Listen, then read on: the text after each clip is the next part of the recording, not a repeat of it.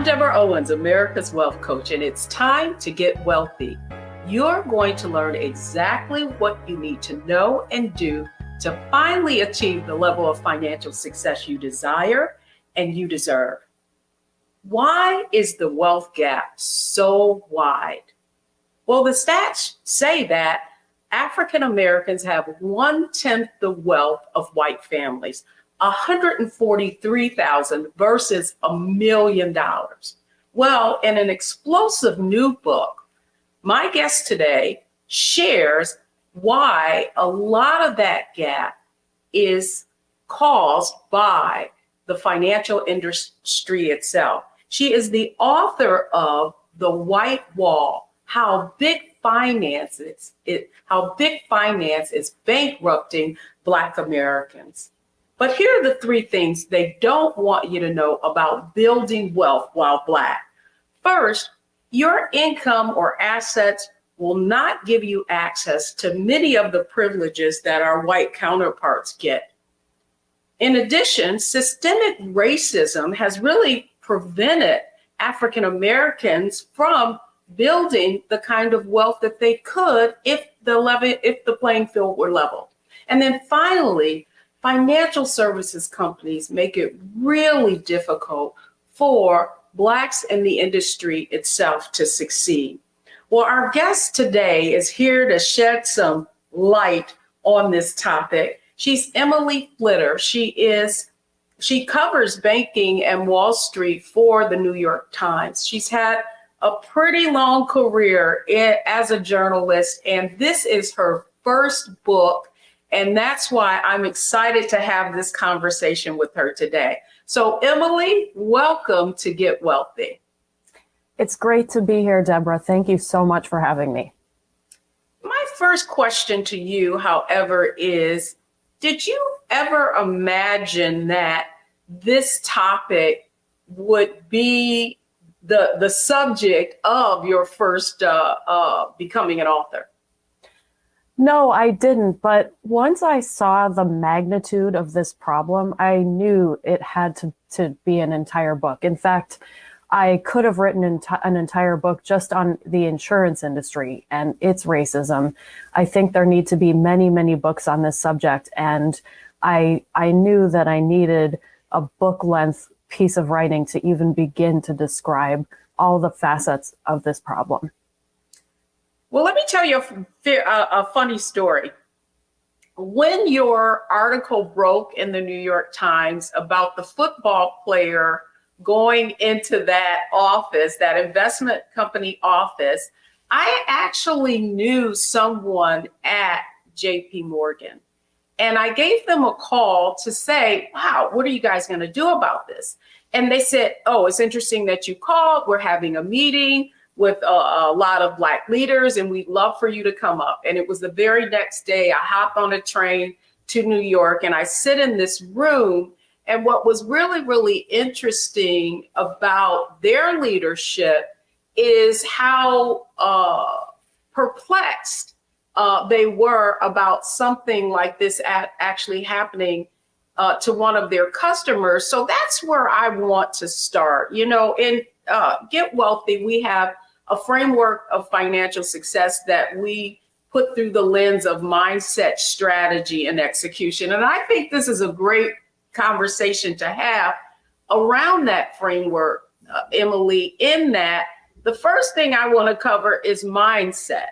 And, you know, for so often we deal with these financial institutions and we don't really understand that the racist systemic policies that they have. So I want to start there with you, just about from your own perspective. What do you think the mindset that a gentleman like this football player you wrote about, who had, you know, hundreds of thousands of dollars, but still wasn't, just give our viewers a little background on what happened, because that was the article itself that kind of brought a lot of this to light. That's right. That article was the sort of thing that kicked off the effort that I have been making over the past few years to cover this topic. the story is about a Black NFL player, a retired NFL player, who went to a JP Morgan Chase branch in Phoenix and wanted to deposit his money and get the perks of that JP Morgan Chase offers wealthy bank customers. So if you have $250,000 in a JP Morgan Chase account, you can have all of these extra little things like tickets to events and discounts on museum access and travel discounts and even discounted loan rates. And in many cases, the bank really reaches out to people who they think are wealthy enough to qualify for this program, which is called Chase Private Client. And they say, like, please sign up for this. We'd love to have you. And it's a prestige thing. And it just gives them an extra level of sort of interaction with these clients. So Jimmy Kennedy is the NFL player who has certainly earned enough money during his time in the NFL to qualify for this program. When I interviewed him, he said he had in various bank accounts about $900,000. And whenever he would visit his mother in Los Angeles, he would go to the bank with her, and the tellers all knew who he was, and they would say, "Oh, you have to come over to Chase and be a Chase Private Client." But he didn't live in LA; he lived in Phoenix, and so he finally decided, "Okay, I'm going to go to Chase. I'm going to move my money from the other banks and put it in Chase and become a private client." So he goes there, he moves his money, and for some reason, they won't make him a private client. And he's like waiting, and he's got this investment advisor who he actually really likes. And then that person, who's actually another main character in this story, gets fired after complaining about racial discrimination. So now Jimmy is alone. He doesn't really have an advocate at Chase. The managers are white. He's assigned another investment advisor who is Black. And he keeps saying, "Why am I not getting the benefits that I signed up for?" And the new investment advisor says, "It's because they're afraid of you, because you're a big Black man and they don't want to deal with you." And this was an explosive story. I mean, that's really the tip of the iceberg. There was a lot more going on at this Chase branch. Emily, that's insane that here you are, you're like asking them to take my money. That's what I find so insane about just the treatment that this NFL player, he did know what he qualified for, and yet the new account executive, could he explain? His explanation was he wasn't getting these benefits because they were afraid of him? Yes. So, and we know this because Jimmy, the NFL player, actually recorded these conversations. And I just want to make one little interjection, and that will show you how insane this is. After this story came out and people read about the difficulty that Jimmy had trying to get Chase Private Client status, I heard from so many people, all of whom were white, who said that Chase had actually said, "Look, we don't even care if you don't have all $250,000 in cash. Like, it's really like we can just,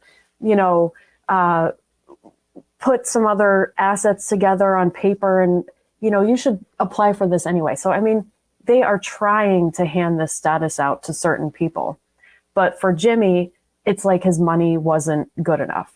So, anyway, he knew something was wrong, so he started recording his conversations with his investment advisor, whose name was Charles, and Charles was also Black. And in one of the recordings, Jimmy says, "Why am I not getting private client status?" And Charles says, "Look, as a Black man, I can talk to you like this, and we're in Phoenix, Arizona. They don't see a lot of people who look like you and me. And you're also enormous. you were in the NFL, and they're just afraid that if they tell you that there's been this little kind of hiccup in processing your paperwork, that they don't know what you're going to do, and they're afraid. And Jimmy said, well, so do you think it's racism? And Charles replied, well, I don't think that they're blatantly racist, but I think everybody, in their position sort of has a little bit of that inside them. And that's interesting. And goes. Interesting in that, here's why your initial story intrigued me is because, certainly I come out of that industry. I mean, I actually was responsible for managing advisors, hiring advisors. Now, this is more than 2 decades ago. And to think that this still is prevalent, prior to starting Wealthy You, I had no idea that so much of this was going on. Certainly, when I went into a lot of financial services institutions, after I left the industry, many of those companies became clients, and I would do seminars and workshops for them. And I would go into these, companies and say, why is there a lack of diversity? Why aren't, here it is 2 decades later, and there's still very few Blacks, people of color, even women in the industry as well. And so what I discovered, though, after starting Wealthy You and really educating people about how they could, how they need to look at their finances. In one case, I actually went to a company with someone, and she was about to deposit $35,000, and they basically just threw her an application and said, here, pick what you want. And I was like, well, aren't you going to sit down with this person and kind of go over what their goals and objectives are and give them some insight into what would be an appropriate investment? She says, oh, you have to have an appointment for that. And I was like, oh, well, how do we get an appointment? She says, oh, well, you'll have to call. And so what is happening? And so then I see your story and I'm like, man, this is like standard operating procedure. And so, Emily, the next question I have for you, just about, how you discovered this, based on what you've learned, what do you think African Americans need to be aware of when they're dealing with these financial institutions to ensure that they're getting the kind of access to privileges that they should be? Well, that's a really tough question to answer, because it is a fundamentally unfair setup, and it's not the fault of any of the would-be customers who aren't getting this treatment. So just like in the example that you gave, where you accompanied someone who wanted to open an investment account and when she went to open the account, she just wasn't offered the level of service and the level of advice that other people were getting who were not Black.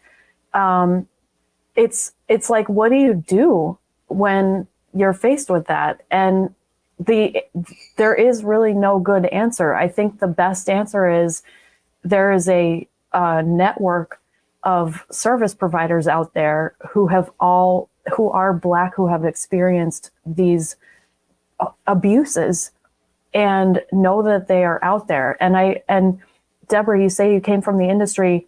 I'm sure you've seen over the years how when Black financial advisors start out and they may get some experience at wirehouses, they often leave and become RIAs, registered investment advisors, which means that they can have an independent business and they don't have to answer to a huge management structure.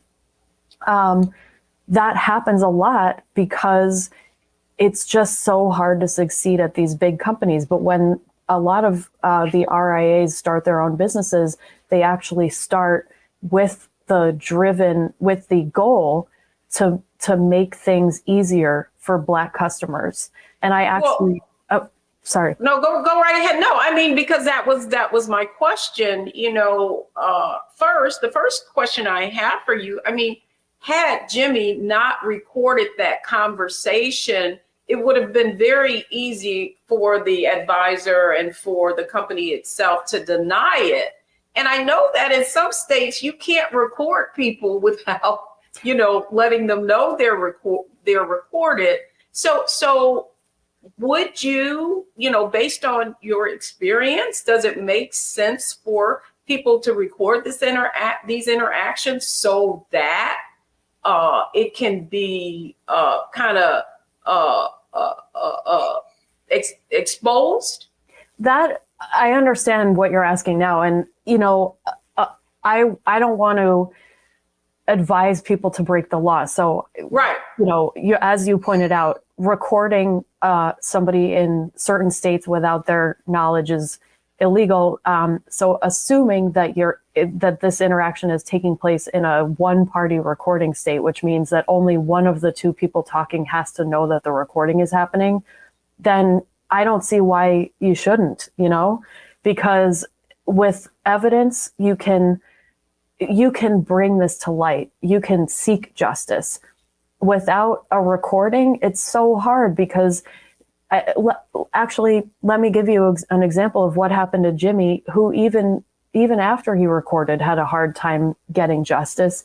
The first thing he did was file a complaint with the Arizona Attorney General's office, which is where discrimination complaints go. And JP Morgan just responded to the claims that he was making in his complaint and said, they're not true. And the Arizona AG just was like, okay, we believe JP Morgan. And only after I wrote a story was there any other movement on that case. And so I think, yes, I think people who are facing this treatment have the tool of modern technology at their disposal to make the recording. But then that's only the first step. You got to make the recording and then you have to use it. You have to call people out, call me, which I love to hear from people. Well, that was my other material. Yeah. Well, that was my other, the other point that I was making, because had you not written that story was a catalyst. The story of Jimmy, the NFL player in the New York Times, really was a catalyst for a lot of other things coming to light. In fact, one of the points that you made, just talking about how difficult it is for African Americans to succeed in, the traditional wirehouse, your large financial services organizations.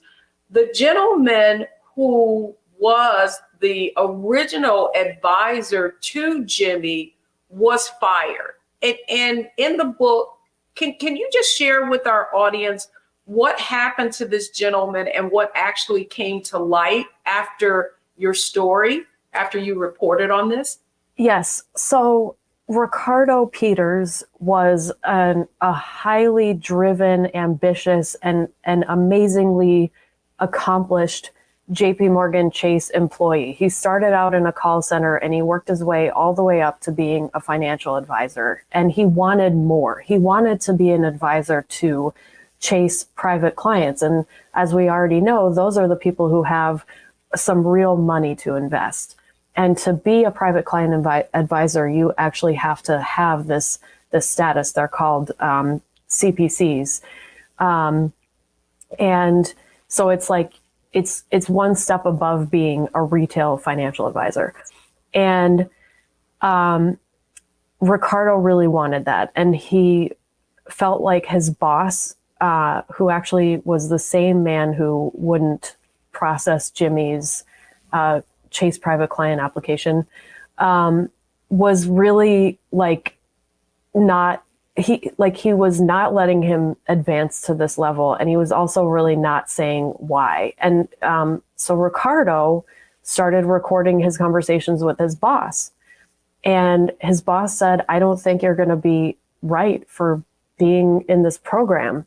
And Ricardo was like, why? And he said, well, I just don't think the market is going to support us, giving somebody else this title. And Ricardo was like, but I have all of these clients who are wealthy now. And Ricardo was frustrated because his clients, when they reached a certain level of wealth, were actually being taken away from him and given to people with this status. It seemed really unfair. So in one of the conversations that he had with his boss, he said, "What about this woman who I just brought in as a new client?" He mentioned her name, and her background was that she was Black. She had had a son who had died in a tragic way that required the city or municipality where her son died to give her a settlement that was worth about $400,000. So plenty of money to qualify as a Chase private client. And Ricardo pointed this out, and his boss said, "Well, she's from Section 8 and she didn't earn it, and she didn't, you're not investing," he said, "you're not investing a dime for this lady because this isn't money she earned and she doesn't respect it." And that is insane, Emily. Come on. Insane. This gentleman has no compassion and no empathy. And his point of view and perspective is that because this was some kind of windfall, that she wouldn't, she'd be a spendthrift and she wouldn't invest the money? Or was that his train of thought? It was. That's how he said it. He was like, "I've seen it before. For in 12 to 24 months, this money's going to be gone. You're not investing a dime for her." And Ricardo actually said to him, "Isn't that what we're for as financial advisors, is to show her how to be a steward of this money and make it grow?"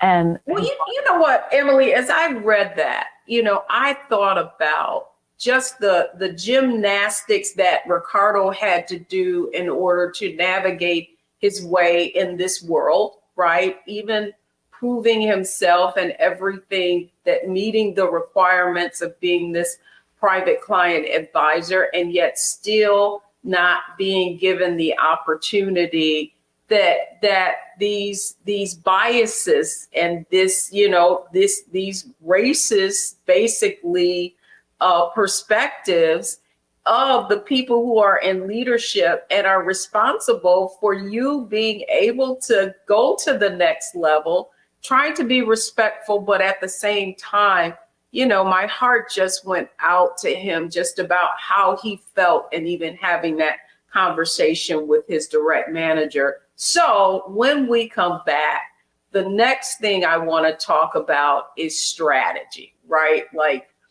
when we come back, folks, we're going to our strategy segment. What do you, as a African American, what can you do to succeed in spite of what the explosive findings in this book, and what Black Americans have to go through in order to succeed in the financial services industry itself? Don't go anywhere, folks. We'll be right back. Hello, I'm Isaac Hayes III, founder and CEO of Fanbase. Listen to what I'm about to tell you. The window to invest in Fanbase is closing. We've raised over $10.6 million of our $17 million goal. That means there's room for less than 6,370 people to invest in Fanbase for the average amount. The minimum to invest in Fanbase right now is $399. That makes you an owner in Fanbase today. Go to startengine.com/fanbase to invest. Why? Because current social apps have taken advantage of users for far too long, with content suppression, shadow banning, harmful racist content, and no real tools for monetization and equity. Fanbase has over 1.4 million users and counting, allowing anyone to reach all their following and monetize their content from day one. Social media is the new TV, and whoever owns the apps that distribute that content have the opportunity to own potential billion-dollar companies. While big platforms with uncertain futures are failing to serve their users, Fanbase is stepping up to fill the gap. Don't wait until it's too late. Invest now, invest for yourself and your future. Go to startengine.com/fanbase and own the next generation of social media.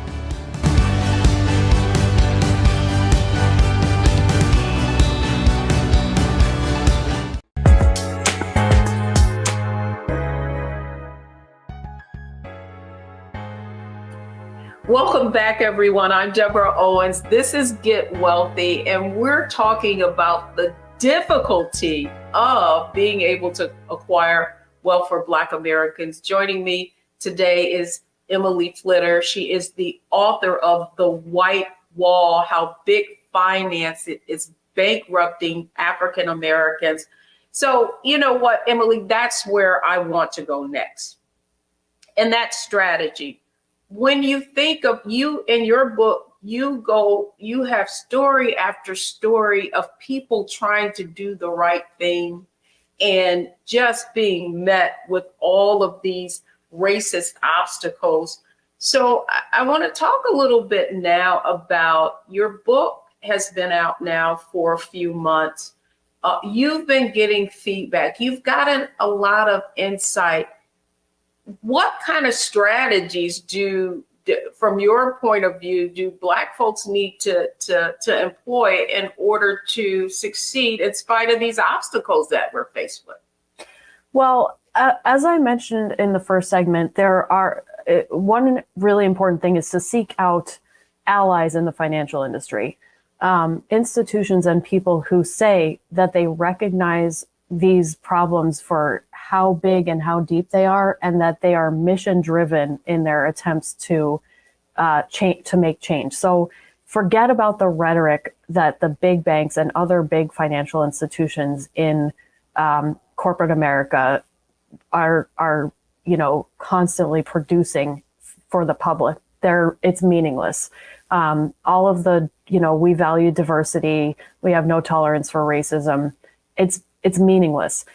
You need to find institutions who say, we are here, we exist to serve Black customers. We exist to counteract racism in the wider financial industry. And those institutions are out there. In my book, I write about a woman actually who was at JP Morgan as a financial advisor and then as a manager. And she has now gone out on her own as a running an investment advisory firm that recruits Black advisors and makes sure that they are nurtured. So that's, if you want to get into the industry, that kind of setup is a really good setup.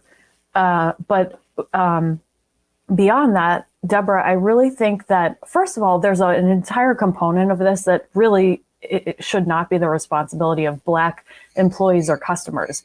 White managers and the people with the power need to change, and that's not on African Americans. They are victims of this treatment, and it's not. You're absolutely right. I just wondered, someone like you, did you in your wildest dream even you get this story, at first you don't. In the book, you talk about whether or not this was really a story that you could pursue. And then you, through your research, found, a woman who's been fighting the systemic aspect of this, of the financial services industry itself, and it's the racism being systemic within it. Did you ever in your wildest dream, as you interviewed these people, think that this was actually going on? Well, at first I behaved as a journalist is trained to behave, which is that you are presented with a set of facts. You have to listen to everybody's angle and, synthesize things, and figure out what the real story is. And, what I realized and why I wrote the book is that when you get presented with a set of facts in any individual situation where someone is saying, I'm the victim of discrimination, I am being mistreated because of the color of my skin, there is a huge context. If you don't have the context, you're like looking at it a lot of times like, oh, it's he said, she said, and what can be proved. But the context is that this whole system is racist. And if you lose that, you're just not doing individuals who are victims of this abuse justice. So when you say, did I ever imagine, I mean, I do journalism in order to to bring abuses to light. That's what I think is really important about journalism, is that it's sometimes really the last stand that you can take is telling your story publicly. It makes people able to internalize your experience, sympathize, and then it gives them energy to make a change. And what we need right now is for the whole system and its leaders to understand how shameful this is and to make a drastic change. Well, the other question I have for you, though, really is that, yes, it's not, what this led to you to find was that it's not just in the investment side of the financial services industry, that it's a thread that weaves itself throughout every aspect of the industry. You brought up insurance, which I also have been employed by one of the largest firms in the property and casualty area. I think what's important is for you to tie how these discriminatory practices really are impacting the wealth gap. Great question. And actually that's kind of the source of the title of my book, it being a wall. And like all of these different components of the industry are like bricks in the wall. So if you look at the insurance industry, I wrote about how if you have an insurance policy, let's say you have homeowners insurance, something goes wrong, like your roof starts leaking, like a tree falls on it, whatever. The way insurance is supposed to work is that the insurer is supposed to pay to fix your roof. You've been paying into the policy. Now it's their turn to give you back some money so you can make this repair. That's how you preserve the value of your home.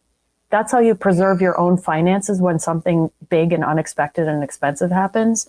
But insurers won't pay claims made by Black claimants with the same ease as white claimants. And actually, there's a new study, it's not in my book because it just came out, that actually compared the claims process for white claimants and Black claimants for State Farm. And what is the effect of this? Well, it just means that if you're Black and you have a house and something bad happens and you can't get the same payout with the same speed and ease, you're losing money.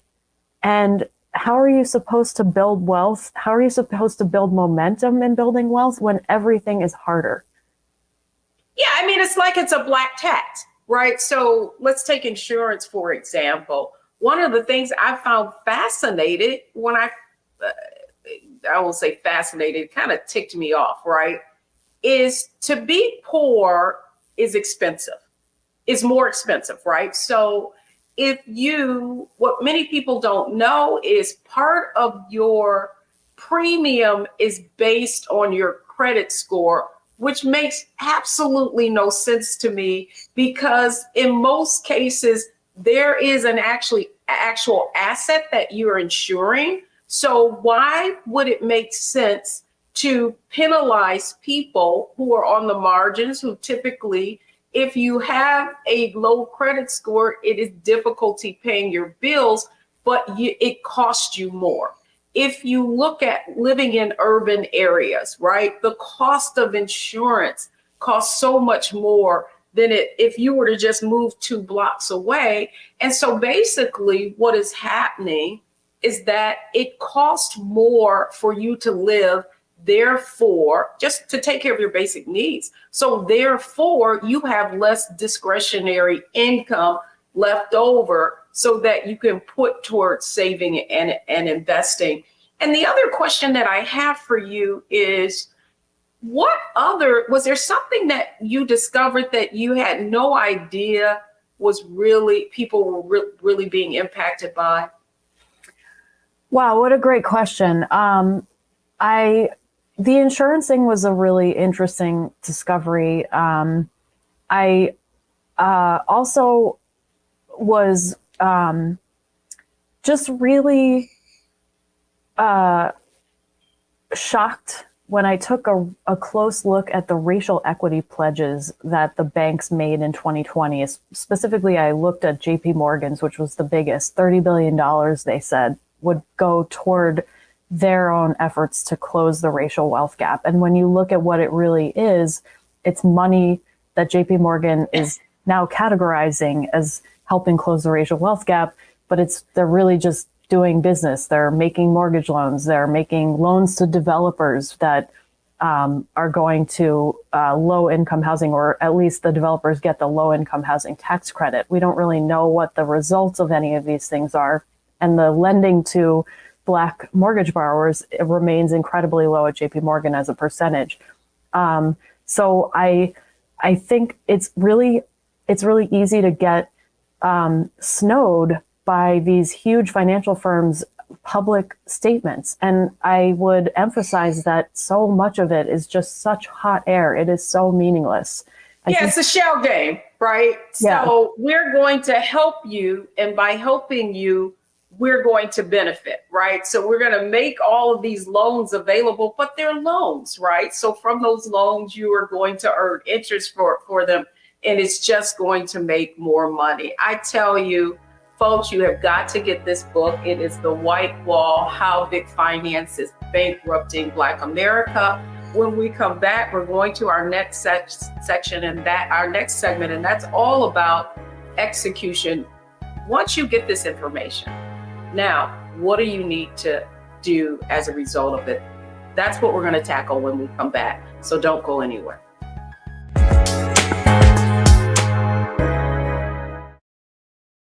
This week on The Other Side of Change. Mass incarceration, Trump administration is doubling down on criminalization, and how it is profitable. And there's something really, really perverse about saying that we need to put people in cages in order for other people to have jobs. Like, that is not how our economy should be built. Only on The Other Side of Change on the Black Star Network.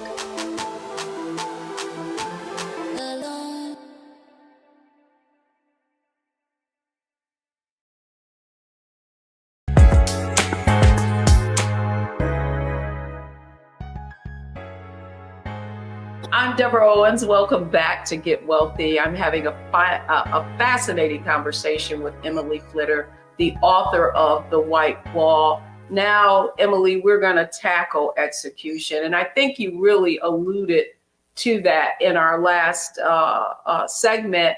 And that's, what do Black folks do? You talked about the fact that Black folks need to, look for organizations and look for institutions that say they have your best interest at heart.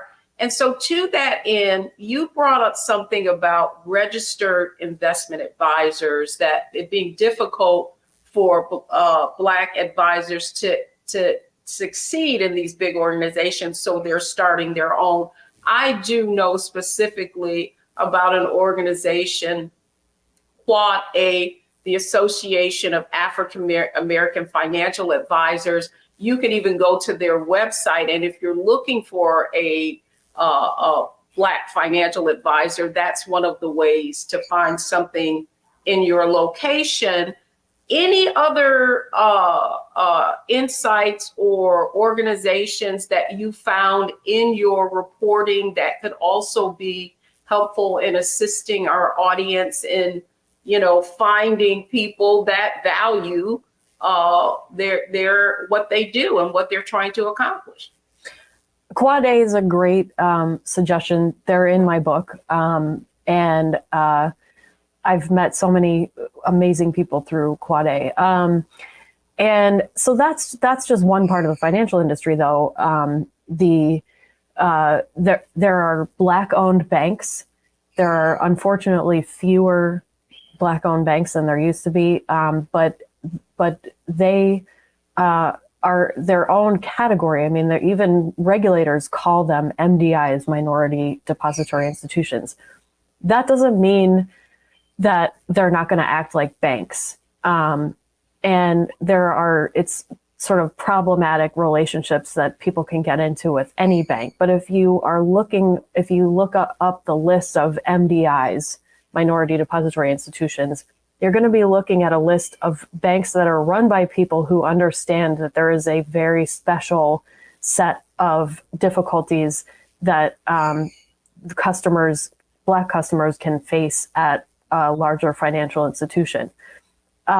If you're moving beyond retail, like for instance, if you want to succeed on Wall Street, I interviewed people who were successful on Wall Street and people who were so frustrated and so mistreated that they left. And they, nobody offered advice that didn't have a very sort of grim implication. It's in my book, I talk about how hard it is to get any success or justice if you actually complain about being discriminated against.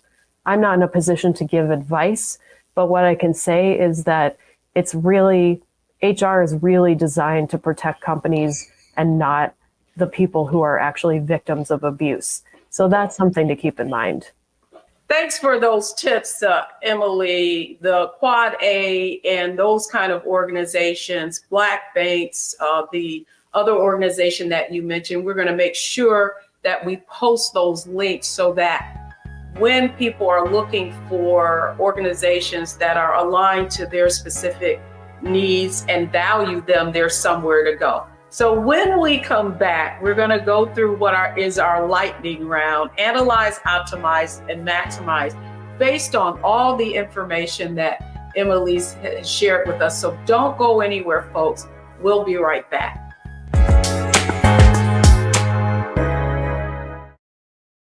We begin tonight with the people who are really running the country right now. Now, Trump is often wrong and misleading about a lot of things, but especially about history. Donald Trump falling in line with President Elon Musk. In the wake of the unsettling news that MSNBC has canceled Joy Ann Reid's primetime show, The Readout, Roland Martin and the Black Star Network would like to extend an invitation to all of the fans of Joy Ann Reid's MSNBC show to join us every night to watch Roland Martin Unfiltered, streaming on the Black Star Network for news, discussion of the issues that matter to you, and the latest updates on the twice impeached, criminally convicted felon-in-chief Donald Trump and his unprecedented assault on democracy, as well as co-president Elon Musk's takeover of the federal government. The Black Star Network stands with Joy Ann Reid and all folks who understand the power of Black voices in media. We must come together and never forget that information is power.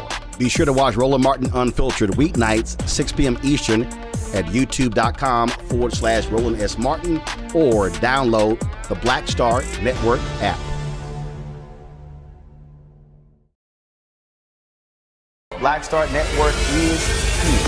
Oh, no punch! I'm real revolutionary right now.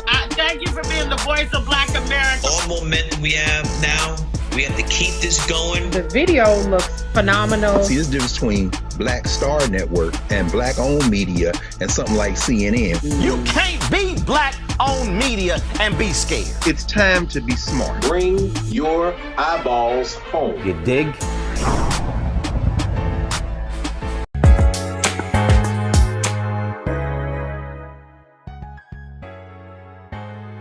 I'm Deborah Owens. You've been watching Get Wealthy, and this has been a very enlightening and opening conversation about just the systemic racism that is banked into financial services itself and how difficult it can be in order for Black Americans to build wealth. Let's welcome back Emily Flitter. And Emily, you covered a lot of ground in this book. I mean, we just really touched the surface. To your point, it's just not the investment industry, it's also insurance. And another point you brought up was how artificial intelligence is really influencing the racism is kind of baked into that. So this is sort of our lightning round based on everything we covered. So I would love for you to just share with our viewers your biggest takeaway from this work. So do you feel like you covered what you needed to, or is there more for you to conquer? Well, I'm glad that you asked it like that. I think one way to summarize the book is if you're watching the show, if you read the book and you're Black, the bad stuff that you feel when you're dealing with the financial services industry is not your fault. It's not your fault, and you don't deserve to be treated like this. And if you get bad loan terms, and if somebody's not treating you right, it's them, it's not you. And whether that means you demand better service, or whether it means you go somewhere else, or whether it means you make a public stand, whatever it is. And I hate that that work should have to be on the victims of abuse. It's them, it's not you. So that's an important takeaway. The other takeaway that I hope readers who have power to make changes in this industry understand is that I don't think that we're going to significantly change things without a significant truth and reconciliation program attached to reparations. And I think the financial industry should support a reparations program and do everything that they can to convince the U.S. government to actually make reparations to Black Americans.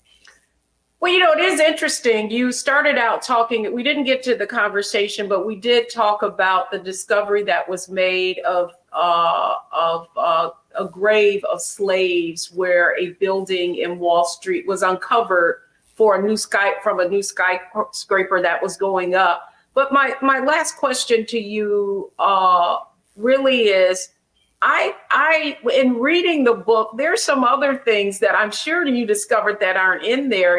One of the most egregious things that I'm finding in our community is that people are being put in products and they're being charged a lot of fees. They can't get out of these different products. They're specific to the insurance industry and are sold by investment companies as well. Did you encounter anything in your research about how these kinds of products are impacting not just Black Americans, pretty much anybody who invests in them? Well, I actually, if you're talking about exploitive, predatory investment products, I have been writing about those for years. I mean, there are all kinds of scammy private placements and low-end REITs that financial advisors put their customers in, that they get them to sign off on things without really understanding what they're doing. This is a big problem.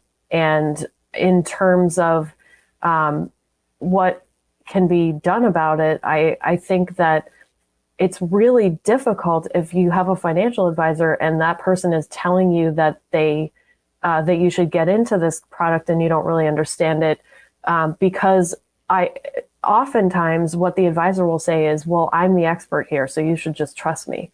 And I mean, you have to figure out if you trust that person, and I would not in like 99% of the cases. If you don't understand it, don't do it. Even if it's like there's like a little warning bell, I would listen to that.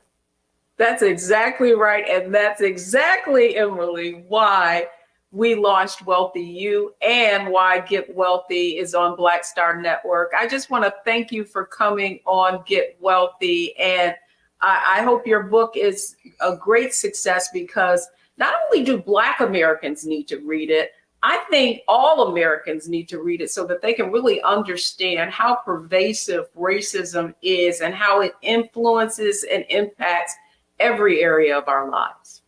Definitely. Thanks so much for coming on Get Wealthy.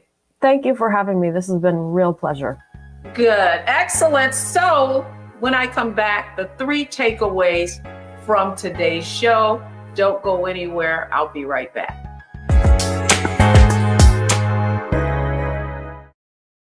What's up, y'all? Look, Fanbase is more than a platform. It's a movement to empower creators, offering a unique opportunity for everyday people to invest in Black-owned tech, infrastructure, and help shape the future of social media.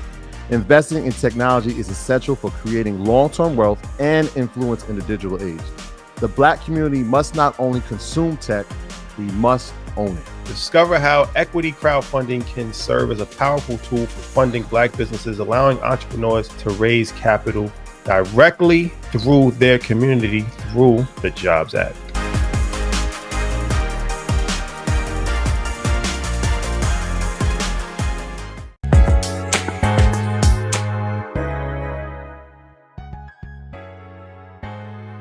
Thanks, everyone. I'm Deborah Owens, and thank you for watching Get Wealthy. Here are the 3 takeaways from today's show. The first thing is financial ignorance is expensive. You really need to understand what is happening and the kind of decisions that you're making when it comes to your money. Secondly, financial advisors are compensated not based on the return that they're going to give you, but based on the assets that you bringing in. So make sure you choose wisely. And then finally, read the fine print and the fees that are associated with the decisions and the investment decisions that you're making. That's going to do it for us on this episode of Get Wealthy. Keep watching, because we're going to keep coming up with information that is going to help you achieve the financial success that you deserve. I'm Deborah Owens. This is Get Wealthy, only on Black Star Network.